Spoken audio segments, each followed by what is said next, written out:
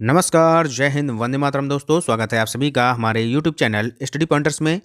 और आज है 9 जनवरी 2023। यहाँ पर 22 ये गलत टाइपिंग है। तो 9 जनवरी आज की डेट है और सेकंड शिफ्ट में जो क्वेश्चन आपसे पूछे गए हैं यानी कि जूनियर लेवल में, उनका हम यहाँ पर एनालिसिस लेकर आ चुके हैं। जो क्वेश्चन बच्चों के द्वारा यहाँ पर बताए गए हैं उनको हम डिस्कस करने वाले हैं। पेपर में किस टॉपिक से ज़्यादा प्रश्न पूछे जा रहे हैं उन सब बातों पर चर्चा करेंगे। तो वीडियो को ध्यान से देखिएगा और चैनल से अगर आप लोग पहली बार जुड़े हैं तो सब्सक्राइब कर लेना और बेल आइकॉन को प्रेस कर लेना, जिससे कि आने वाली वीडियो का नोटिफिकेशन आपको सबसे पहले मिल सके। तो चलिए वीडियो को शुरू करते हैं। तो पहला क्वेश्चन यहाँ पर आपसे पूछा गया कि भरतनाट्यम कहाँ का शास्त्रीय नृत्य है। तो ये संबंधित है तमिलनाडु से। बहुत ही सिंपल क्वेश्चन है। तो यहाँ पर हम बात करेंगे कि शास्त्रीय नृत्य कितनी प्रकार के होते हैं। तो शास्त्रीय नृत्य जो होते हैं ये टोटल बच्चों 8 प्रकार के होते हैं। कौन कौन? पहला है भरतनाट्यम, ये इसका संबंध जो है ये तमिलनाडु से इसका संबंध है।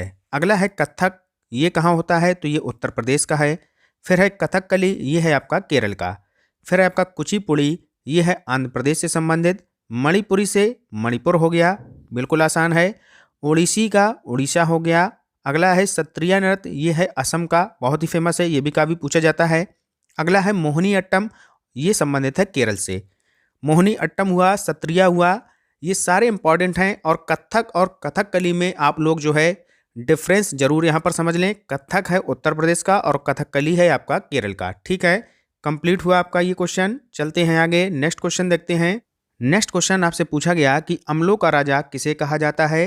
तो ये कहा जाता है बच्चों H2SO4 यानी कि सल्फ्यूरिक अम्ल को। अगला क्वेश्चन आया था कि जाइलम का कार्य क्या होता है। तो इसका कार्य होता है कि यह जो है पादप जो ऊतक हैं उसमें जल और जो खनिज पदार्थ हैं वो लवणों को जड़ से लेकर पौधों के जो ऊपरी भाग हैं वहाँ तक पहुँचाते हैं। यानी कि जाइलम से आप लोग समझ सकते हैं कि जाइलम में आप यहाँ पर ऐसे लिखते हैं जाइलम, यहाँ पर आपको जा मिल रहा है और ला मिल रहा है, ये हम याद करने की ट्रिक आपको बता रहे हैं। तो जाइलम का क्या हो गया कि जल और लवण जो खनिज लवण हैं उनको पौधों की पत्तियों तक ले जाने का कार्य जो करता है वो करता है जाइलम ऊतक। ठीक है, अगला पूछा जाता है कि फ्लोएम का कार्य क्या होता है। तो इसका कार्य होता है कि यह पादप ऊतक पत्तियों द्वारा जो निर्मित होते हैं भोजन उसको पौधे के विभिन्न भागों में पहुंचाता है। तो फ्लोएम का कार्य हो गया कि पत्तियों द्वारा जो निर्मित भोजन है उसको पौधे के विभिन्न भागों तक पहुंचाना। और जाइलम का कार्य हो गया आपका जल और खनिज लवणों को जड़ से लेकर ऊपर तक पत्तियों तक पहुंचाना। ठीक है, क्लियर हो गया। साधारण शब्दों में हमने आपको समझा दिया, याद हो गया होगा। चलते हैं आगे, नेक्स्ट क्वेश्चन देखते हैं। अगला क्वेश्चन आपसे बच्चों पूछा गया कि उष्णकटिबंधीय सदाबहार वन कहाँ पाए जाते हैं। तो ये पाए जाते हैं एशिया में, ऑस्ट्रेलिया में, अफ्रीका में, दक्षिण अमेरिका में, मध्य अमेरिका, प्रशांत द्वीपों में ये जो है पाए जाते हैं। तो ऑप्शन के अकॉर्डिंग आपको वहाँ पर आंसर लगाना था। अगला क्वेश्चन है कि संविधान की आत्मा किस अनुच्छेद को कहा जाता है। तो ये कहा जाता है अनुच्छेद 32 को। ठीक है, संविधान की आत्मा का जनक किसे माना जाता है। तो डॉक्टर भीमराव अंबेडकर को संविधान की आत्मा का जनक माना जाता है। यहाँ पर नेक्स्ट पॉइंट दिया है कि संवैधानिक उपचारों का अधिकार ये किस में वर्णित है। तो अनुच्छेद 32 में वर्णित है। अगला है कि संविधान की आत्मा इसको जो है कहा जाता है, ये तो हो गया। और एक क्वेश्चन और यहाँ से बन सकता है, पूछा जा सकता है कि प्रारूप समिति के अध्यक्ष कौन थे। तो वो भी आपका आंसर हो जाएगा वहाँ डॉक्टर भीमराव अंबेडकर। ठीक है, क्लियर हो गया। चलते हैं आगे, नेक्स्ट क्वेश्चन यहाँ पर देखते हैं। तो पटवारियों यानी कि लेखपालों के कार्य की देखभाल निम्नलिखित में कौन करता है।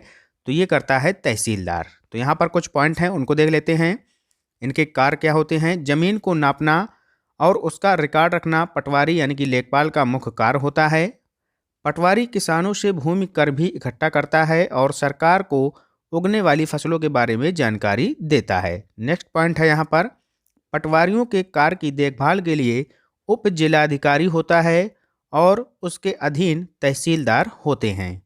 अगला पॉइंट है कि तहसीलदार के दफ्तर यानी कि कार्यालय में जमीन से जुड़े मामले सुने जाते हैं। तो ये सारे पॉइंट आपको याद रखने हैं। आगे देखते हैं नेक्स्ट क्वेश्चन। यहाँ पर पूछा गया कि अनुच्छेद 19 किससे संबंधित है। तो स्वतंत्रता के अधिकार से ये जो है संबंधित है। अगला क्वेश्चन आया था कि गौतम बुद्ध ने अपना पहला उपदेश कहाँ दिया था। तो ये दिया था बच्चों सारनाथ में। नेक्स्ट क्वेश्चन है, बालक अपने परिवेश में भाषा कैसे सीखता है? तो ये सीखता है अनुकरण के द्वारा। ठीक है, बहुत ही सिंपल क्वेश्चन है। आगे देखते हैं नेक्स्ट पॉइंट, जीन पियाजे से संबंधित हर शिफ्ट में देखने को मिल रहा है, तो इनको आपको छोड़ना नहीं है। बिल्कुल हमने इनको डिटेल में पढ़ाया है, आप लोग वहाँ से वीडियो देख सकते हैं, लिंक आपको डिस्क्रिप्शन में मिल जाएगा। ठीक है, तो जीन पियाजे के संज्ञानात्मक विकास के किस सिद्धांत में बच्चा अमूर्त चिंतन करता है? तो ये करता है औपचारिक संक्रियात्मक अवस्था में। ठीक है, अगला क्वेश्चन है, लेव वाइगोस्की के अनुसार आधारभूत मानसिक क्षमताओं को मुख्य रूप से किसके द्वारा उच्चतर संज्ञानात्मक प्रक्रियाओं में बदला जाता है? तो ये बदला जाता है सामाजिक पारस्परिक क्रिया के द्वारा। ठीक है, चलते हैं आगे। नेक्स्ट क्वेश्चन अगला है, नई शिक्षा नीति से पूछा गया एनईपी 2020 का उद्देश्य क्या है?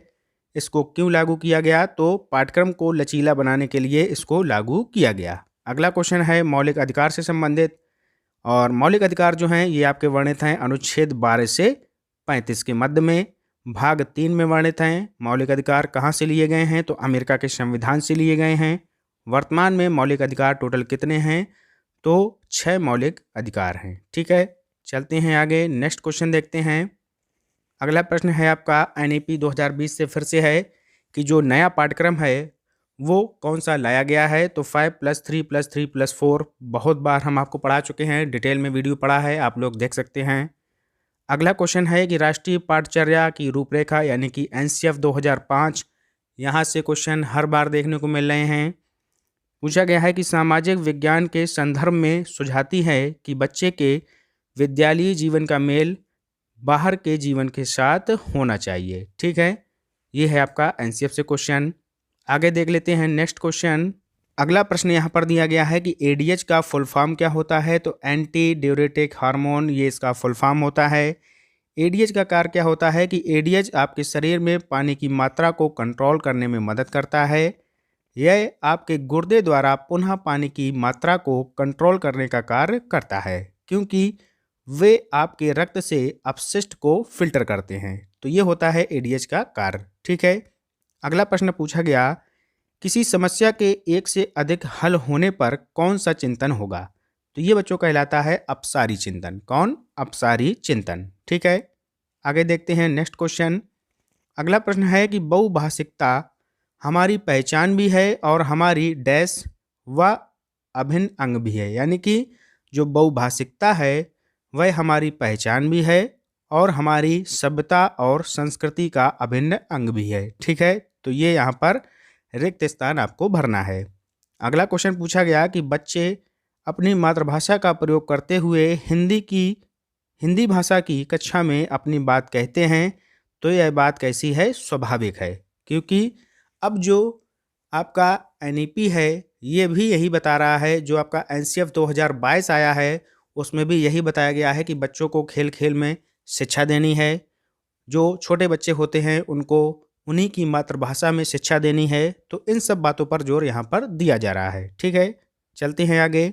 नेक्स्ट यहाँ पर बात करें तो मैथ में क्वेश्चन कौन कौन से आए थे? तो यहाँ पर जो आपको टॉपिक पढ़ना है वो है घातांक, करणी, माध्य और माध्यिका, परिसर। ये सारे टॉपिक हम आपको पढ़ा चुके हैं, आप लोग जाकर देख सकते हैं वीडियो में।